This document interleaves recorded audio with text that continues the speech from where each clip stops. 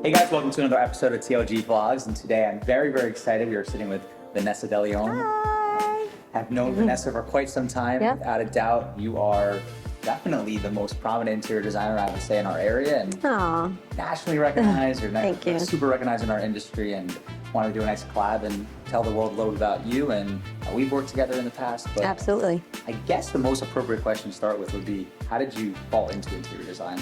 Yeah, so first of all, thank you so much for having me, and hello everyone. But how did I get started?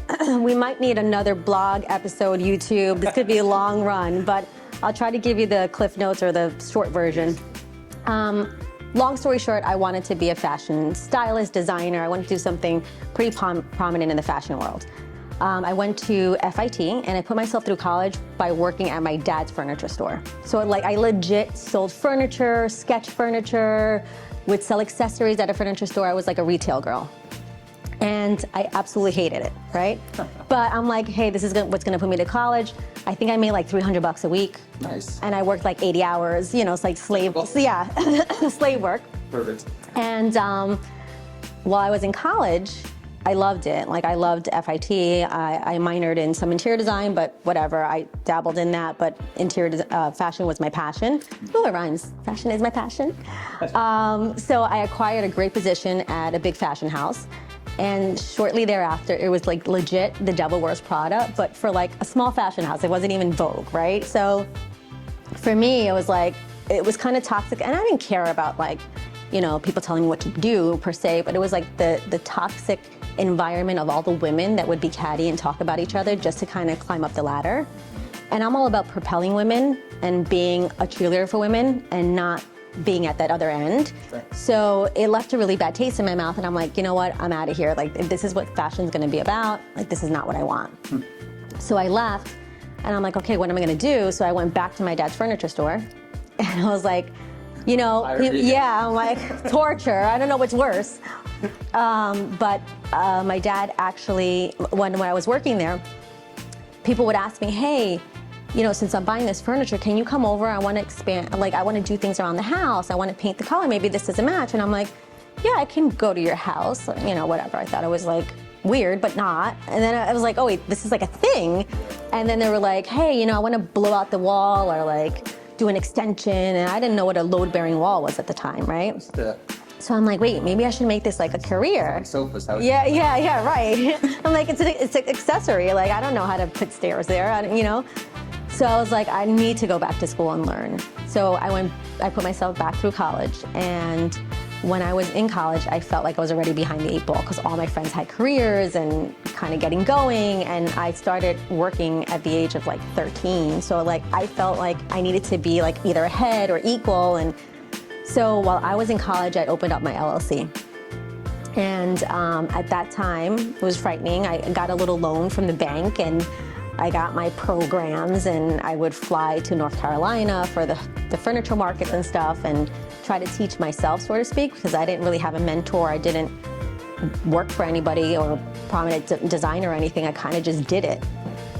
And it was a leap of faith and a lot of loans later and whatever. I ended up branching out of my dad's furniture store and created Vanessa DeLeon Associates. So here I am, like 20 some odd years later. I won't tell you exact, then you'll do the math, and then you'll be like, oh my God, she's old. But 20 some odd years later, I'm here, and obviously with a lot of trials and tribulations throughout the way. But I think my kind of first claim to fame was when I made it on TV, and that's kind of like how I propelled my career. Definitely.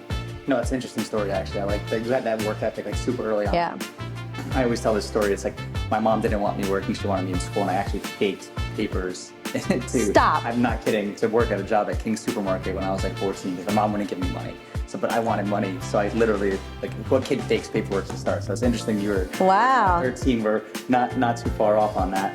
I mean, I guess the big thing is like, right, when you talk about interior design, like everybody has a different version of style, Right. Like everyone has different, like what's in or what's not, or what defines them. Like, how would you define like your style? So my style is quite interesting. I coined it. It's glamalistic. It's a fusion of glamour and minimalism. It's 1920s meets 2040.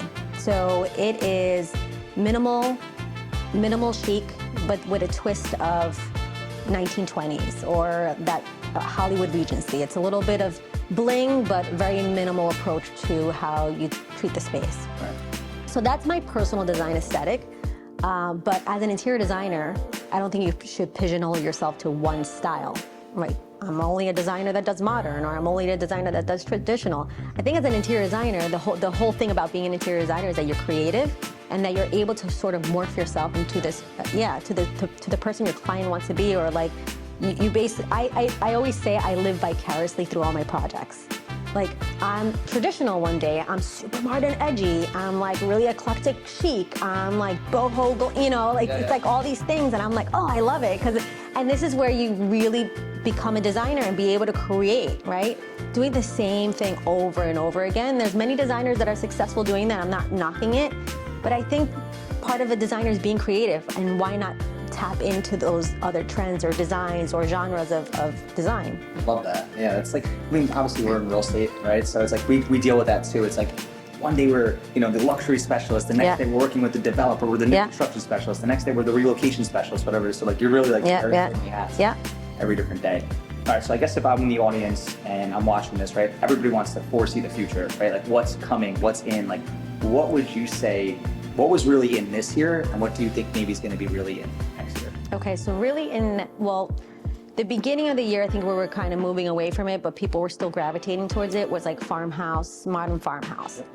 And, listen, I have clients that have those farmhouses and love them, so I'm not going to knock it, right? It's a style that they love. They're beautiful. I mean, I love looking at them. Like, if I had a farm, I'd be like, oh, I think I want that modern farmhouse, right? And I'll be happy with it. But to live in it every day, I'd be like, oh, I'm bored. I want to change it. But I think we're already seen past it. Sure. So we're not going to really be building that way anymore. I mean, there's developers that will, and there's a clientele for that because they haven't caught up, right?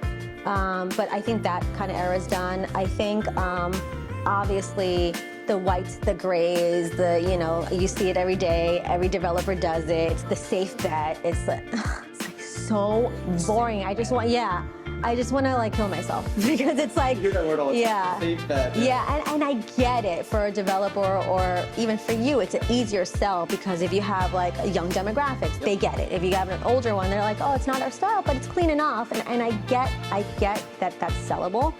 But for me, my gosh, I just want to run away, when I see that. So I think what we're going to be looking is like now it's like kind of colonial, like new colonials coming in. I think. Would you define new colonial? So it's a fusion of like think about like center hall colonial, but not center hall colonial. More spaces. Got it. Less of like recessed lighting, less of LED, more sconces. Natural tones. The browns are coming back in. Super in. Yeah. That's like everywhere. It's crazy. And then silvers are coming back because gold's made a real good comeback, and silvers are coming back. And even in fashion, you'll start noticing it. That, silver is really hot right now. Accessories, Yeah. So we're gonna see a lot of that. Well, I guess besides you being so talented and creative and like figuring it out, where do you find like the inspiration? Like, where do you source information? So yeah, that's a great question. Right? Yeah, it's a good one. I get inspired by walking in Manhattan and looking at a cluster of gum on the floor. I mean, I'm very easily inspired. I'm inspired by my dreams. I have a notebook next to my bed, and I'll wake up and I'm like, oh, I saw this thing, and I'm inspired by everything. I jot it down. I love it. But I'm mostly inspired by traveling.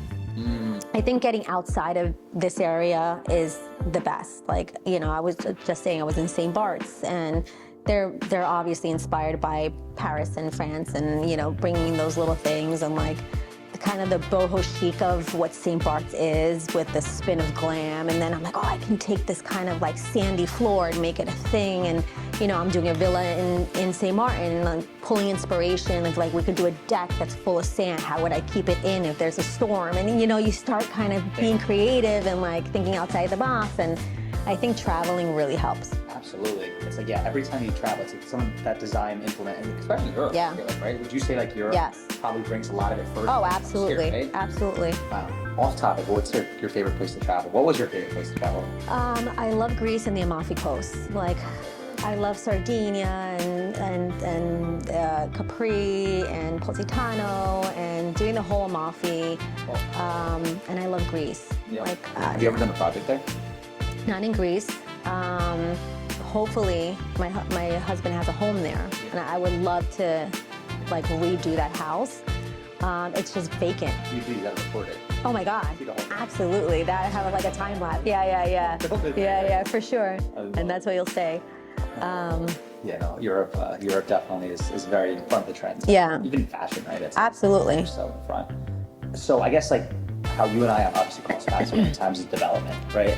We both deal with a lot of new developers, multi-family buildings, Yep. single-family new construction. What would you say more so on the projects that are larger? Not the stuff that's going to be ready in maybe like 6 months to a year. But you're dealing with certain things, right? Like you're making decisions 2 years out. Right. Right? Because the building would take that long to finish, right?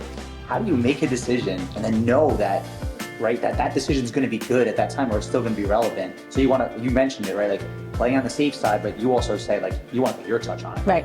You want it to be Vanessa's. So like how do you kind of manage that process? So I do travel to Europe and I do travel to a lot of trade shows, and they're mostly like Milan and Bologna and Italy and all these beautiful places that it's just like not even a year in advance. It's like they forecast 5 years in advance. So when I come back and I have these great ideas, there aren't things that are available, right? So like that's also the challenge, right? Like I know all these things, Like but then tile or tiles, like fabrics, wallpapers, like, even lighting. I have my own lighting line, but even when I start, pencil to paper, by the time that get executed by the factory and then get the AutoCADs and then get the confirmations that it's good or technical, it's like a year out. So I have to be so ahead of that, So for a developer to try to sell something that's I'm like, trust me, this is gonna be amazing. Like, trust me. And they're like, oh, no, that's like weird. And, It's done that, yeah. So I have a funny story with the developer. We know, and I'm like, dude, please. Trust me, terrazzo tile, man. I've been trying to sell him on terrazzo tile since like 2 years ago. Oh no. And then he's like, yeah, I seen that in Miami. I'm like, I know, because like all those designers from Miami are like doing big buildings are from Europe. So like I'm like, just trust me.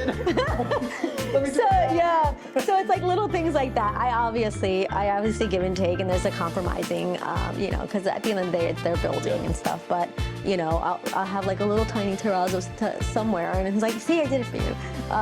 But yeah, it's a hard sell, but they have to trust the process. And if they're gonna hire someone that's outside the box or a little bit more forward and doesn't keep up with like just what everybody's doing, I think that's the whole selling point of me and my firm, right? So you just gotta trust the process. Definitely gotta trust the process. That's everything. Yeah. Especially in your business. I think your business is like, it's so specific. It's like you're really tapping into somebody's like wants and needs and what they like, and that's like a really hard thing to do. Yeah. Like you said, you're so confident because you're like, I know this is in, I know this sells, or I know this is what people are gonna like, or it's marketable. But then people tend to like, always kind of fall back on themselves, like, that's not me, or that's definitely a hard thing to manage. So I guess like for me, one of the things that I wanted to make sure that we hit was, an audience that's maybe watching this video that just wants to understand like business. Right. They, you meet and I meet so many great people, whether in real estate or outside of real estate. Maybe if you could think of something, share one thing that you've met through like an affluent or wealthy client or something that's uber successful, right? Like what they taught you and how you maybe implemented that in your business and now it's brought you to where you are. So, yeah, most of my clients are high income level, right? So, I always wonder what makes them tick. How do they roll, what they do, how they started, are they spoon-fed, are they self-made? And once you get to know them, you start noticing a pattern of people. Definitely. Right? So you have these categories of like successful people. But the ones that always resonate with me are the self-made ones. To me, I feel like it's most respected for me, and not. Where you come from? You did it yourself. Yes, and I think that's maybe why, and I'm not putting down the people who were, that families had money and whatever, because I have a lot of those. But the self-made ones, what I notice is that they have that model that I always implement, which is a triple D model. It's drive, dedication, and discipline. So, and I always say it's not breast size. So, it's drive. I really like that. Yeah, like, you could take it, but then put like TM, but yeah, trademark. So I notice that they have that, and I always talk about drive, dedication, and discipline when I do a speech, or like if I'm in my keynote for something or doing a college thing, or I always say that model, right? That triple D. And I think that I also notice for them, they're shrewd. And that's a tough one for me because I'm like so giving and like, I love to, gift, and I love to give bonuses, and I love to like, buy things for my staff. And I notice those culture. Yeah. But I notice that being shrewd, they don't really do that, And I'm like, I get it. And then, my family member or somebody would say, well, that's why they're successful. And I'm like, yeah. I'm like, is it, So, I always kind of tap dance around that. I'm like, I don't know if that's me per se. Maybe the older me. I don't know. But it could be culture too, so. Huge, yeah. We're very similar in that way, actually. That's interesting. I think the one thing you said that a lot of people don't talk about is discipline. Yeah. Right? Like, a lot of successful people are driven. A lot of successful people like have that in them. Yeah. The discipline's I think it's the biggest one because like no matter what in life, what you're doing, everything's discipline, right? Because the more successful you are, the more access you have to things. Right. It's traveling, spending, eating, going, right? So you have to have that discipline with work, with yourself, with everything. And I feel like so many people lose that part of what you just said. Yeah. Right? Like that's the one thing where I see kind of a gap. Well, you're super inspiring, by the way. Oh, thank you. You obviously have inspired so many other people, including myself. Thanks. Who inspires you? Oh, God. That's a good one. I gotta say my husband, Bobby, inspires me. Love that. Only because... Okay, tell us why. You have to know. Only because I probably feel like I don't do enough around him. And that's super challenging because I think I work my ass off every day, day in, day out, 7 days a week, grinding. Then I'm a mom, and then I cook, and then I, and then I balance. It's huge, right? Yeah. Wow. And it's like, did he do his homework? Does he have a fever? Is he gonna go to school? Where's the nanny? Do I have to like, on the weekends I'm with him by myself. That's our alone time, So it's mommy and Telly day, So it's like, is he in karate? What are we gonna do after this? Oh, thank you, Telly Talk. Thank you. But my husband's like, yeah, that's what you should be doing. And then it's like, oh, I gotta do more? And then I'm like, and then I get fueled by the more that he does. And then it's like, and I'm always trying to catch up. Yeah, so it's like, yeah. And then forget it. Put that I'm sick in there or like have a fever or have a chilled. Or no, who's sick? And it's like, I know, I'm not sick. I'm like throwing up. I have stomach virus. No, I'm fine. You can never show that you're weak. Exactly. And that mentality or how that came about was his mom was a Greek immigrant that never got sick, that worked her ass off, that worked at a diner and didn't have days off and didn't have vacation, had 3 kids, was able to manage it all. And then he sees today's society and he's like, they're not like my mom, or and then and then he has someone like me who has all those attributes. But then if you ever show a moment of weakness, that's where I have to like, perk up again. So he's my biggest inspiration because he's an unstoppable human. He really is. No, he's definitely a huge innovator in the restaurant industry. You guys are such a dynamic couple, and you guys have a super successful relationship, which is hard in itself. Yes. I was listening to this podcast, completely off topic. It's like something like everyone knows the general like big statistic that like 55% of marriages don't work out. Right. That's like a big thing.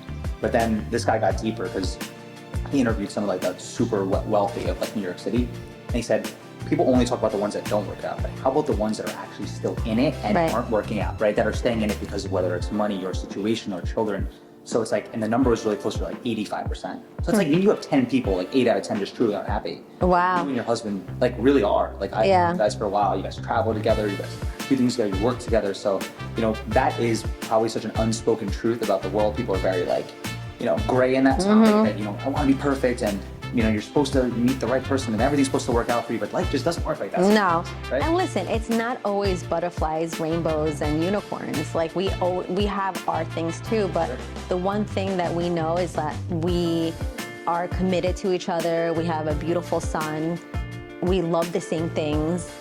You know, and I'm like a tomboy, like I love fast cars, and so does he. Like we have those things that we can do together, like he would do with the boys. Like I love those things too. So it's like, and we speak the same language. We came from the same upbringing. He came from Greek immigrant parents, so did I. Like he came from hard upbringing, so did I. And we have a lot of like common things that most relationships, maybe someone, you know, came from a Greek, came from an immigrant parent lifestyle, and the other one was like they came from a wealthy, affluent life, and they don't really meet parenting. Yes, and then there's always a disconnect when you're then parenting, and then how you kind of treat your children, and like how you're gonna upbring them, and like I know Telly next year he's gonna be working at the diner, at the restaurant, and I'm okay with that.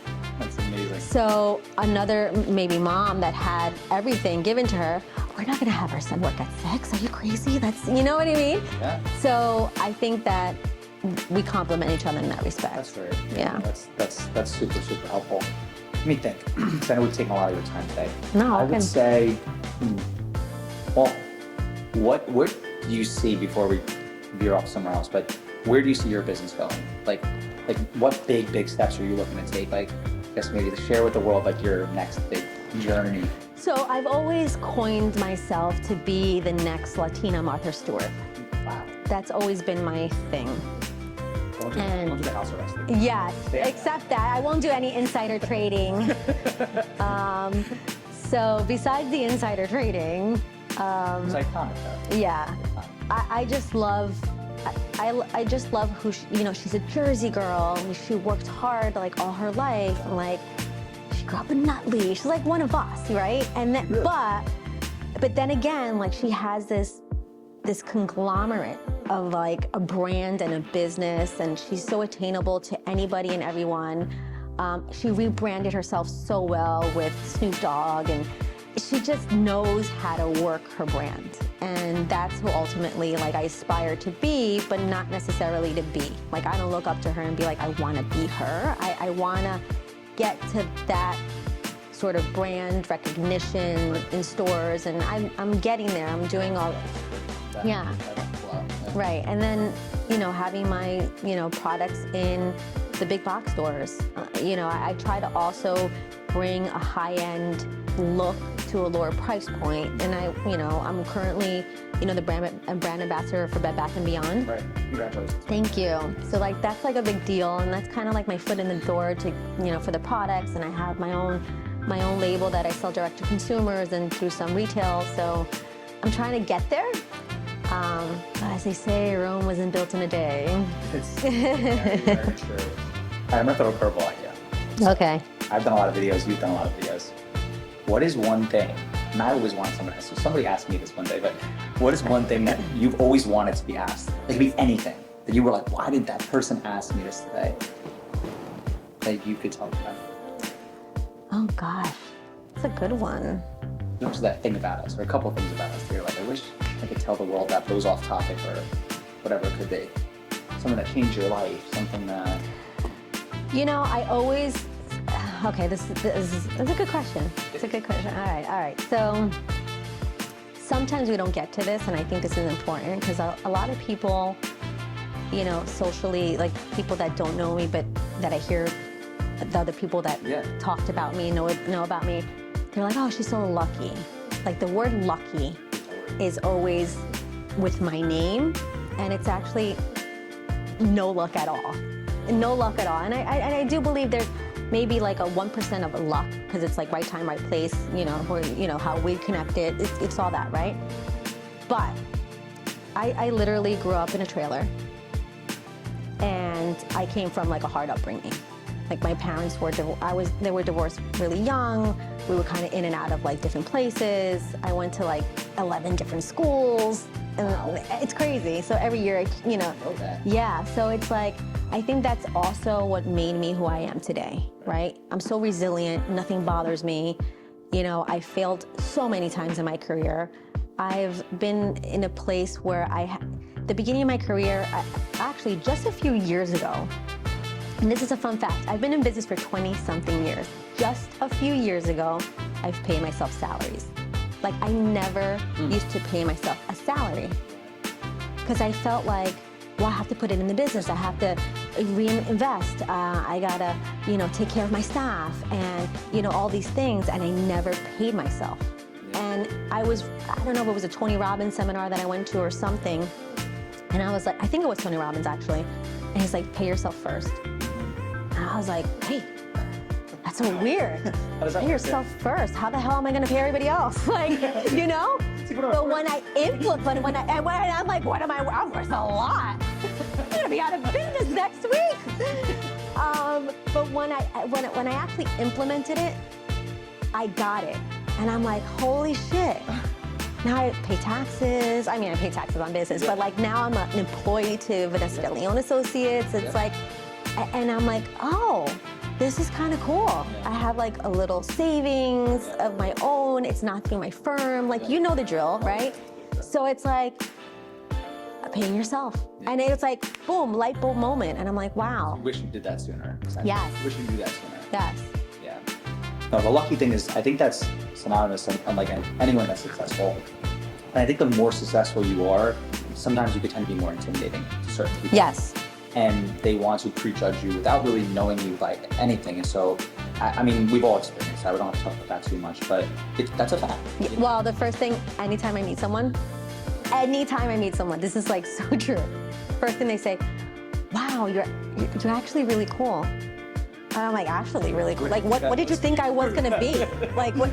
No, it's just like, you know, cause, yeah, you know, I didn't know, cause like you're, and I'm like, but what do you think? Like, what do people like perceive? Like, get me a coffee. Like, I don't know. Like, what do you think like I'm gonna be when you first meet me? I'll tell you something, I mean, you have a way bigger following than me, and you're arguably definitely way more successful than me, but it's not true. Like, something that I experienced in my industry, which is so the smallest thing, it's so funny, it's like, agents won't call me. They'll call somebody else on my team, because they're like, I don't know if Taylor's gonna pick up his phone.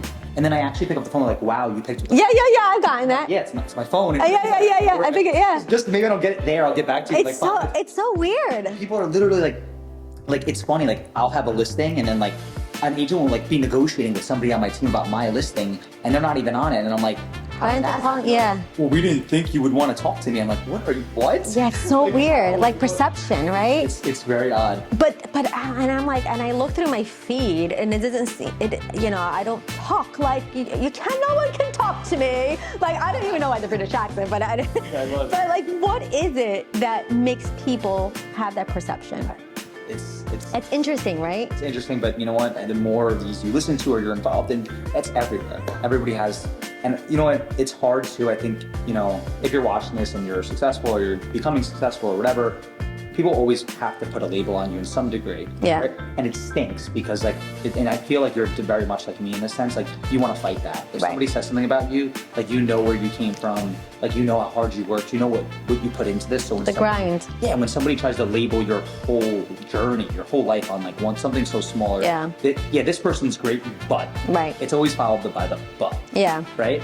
And it's like when you hear that, like you want to fight that, right? Instantly. And I face that too sometimes, but then as I've more matured, I've just learned to like sometimes just level with it, and realize like if it's completely outlandish, of course, like I'll probably have my say, but to a certain degree, it's like it's almost expected, right? And I think, you know, I know you've heard this before, but I think you do an amazing job. Like you're crushing it, you're killing it. Thank you. You're very, very respected, and anyone thinks differently, I think they're completely and utterly different. Aw, thank you. So I guess the main question is, how do we hire you? Somebody VanessaJoLeon.com, and you can speak to me.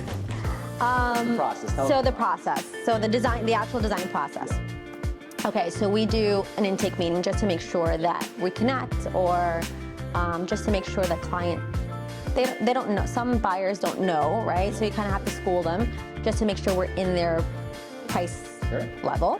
And then after that phone call, that's the intake meeting. After that phone call, they're like, yeah, this sounds great. Let's kind of move forward. I would send them a beautiful video, and the video is basically showing the process from beginning to end. That's cool. And I think that's important for the client to see, because unfortunately, there are some designers in the industry that have put a bad rap on designers. And it's unfortunate because there's some people that come in jaded that still need us. So I can tell that they have like this kind of pullback resistance towards like the process, and I'm like, ooh. They're like, yeah, well, you know, we were working with XYZ and we had a really bad experience. So I'm like, shit, how do you fix this, right? How do you fix this? So I ended up making this beautiful video. It's about 10 to 12 minutes, and it's great. So literally it takes you from me speaking, even though I say it on the phone, but sometimes, you know, we're all busy. The mom's picking up the kid simultaneously, like doing a million things and whatever. So the video, I always say, you and your husband, your wife and your wife, your husband and your husband, whoever it is, can sit down, have a glass of wine, just look at the video. So they go through the video, and the video is a process, literally from the intake meeting all the way to the finished house.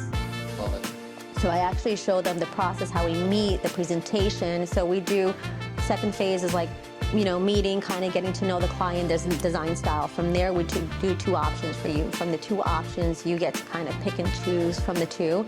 And then we design, develop on that one. We do beautiful renderings, we do floor plans, material boards, all that.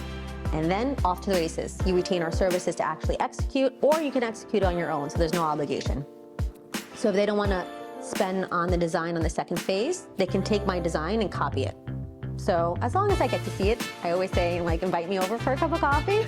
But 95% of the time, the client's hiring us for the full thing. Wow. And then at the end, it's like a turnkey, and you literally see it from rendering to reality. So that video is so helpful. Definitely. Because the client gets to see the process at their own time. Definitely. So then, usually that sells them right away. It's funny you say that, because like early in my career, I used to take so much time. And with real estate, when you're selling somebody's house, right? Like, there's a lot of things you need to nail. Number one, like our relationship, right? Yeah. Do we mesh? 2, like, what's the value of your home? Like, do we mesh there? And then 3, how am I marketing your home? So I used to have these like super long in-depth things where I would go through every single thing. But as I grew in my career, I noticed, like, I make this joke, and I guess if you're a realtor and watching, so you can steal it from me. I always start the meeting by saying, what do you want to start with? Do you want to start with marketing, or do you want to start with the price of your home? Nobody says marketing. Everybody says the price of my home, right? Wow. That's they're in tune in that moment. They want that sale, yeah. So instead of me taking all the time and energy, and as you said, like, I'm here, but I'm not really here, because they're listening to you. Yeah, but they're not. Places. Yeah. I send you like a really well-composed email that goes through every single bit of the marketing and about us. And I just spend a lot more time, like, in short and more direct approach to, this is the value and how are we going to work together. The rest of it, take your time, watch it at your own leisure. You'll see how our marketing services, look at our reviews, look at what we do. So I love that you do that too, because it's true. You got to have it, and it's like almost like, not almost a copy and paste, but it's almost the same way each time. So I love to do that too. Yeah, and that same video I give to the commercial, because we do hospitality, commercial, and residential. Yeah. I'll give it to a commercial or hospitality. The process is the same. Yeah. It's just the angle is different. Yeah. Well, I had a lot of fun today. Yay! So did I. This is great. Thank you. Thank you. And obviously, if you guys are watching, we'll throw Vanessa's tags in the video. She's an amazing follower. She's inspirational. If you want to hire her, she's definitely the best in the industry. So, thank you. Thank you for having us on today. Yay! High five. Thanks for watching another episode of TOG Vlogs, and we'll see you guys next week. Bye, guys. Bye.